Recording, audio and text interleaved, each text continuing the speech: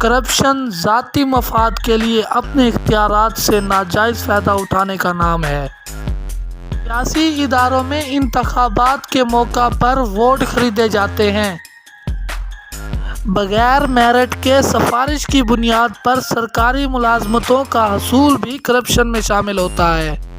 بینکوں سے قرضے لے کر معاف کرا لینا۔ پرائیویٹ اداروں اور نیم سرکاری مالیاتی اداروں میں بھی کرپشن پائی جاتی ہے۔ اچھے عہدے دینے کے وعدے اور خصوصی مراعات کی پیشکش۔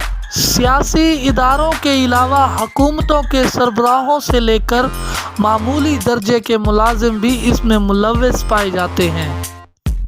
ان تمام بیماریوں کے پھیلاؤ کو روکنے اور قوم کو بیدار کرنے کے لیے دیکھتے رہیے سمیجا نیوز نیٹ ورک۔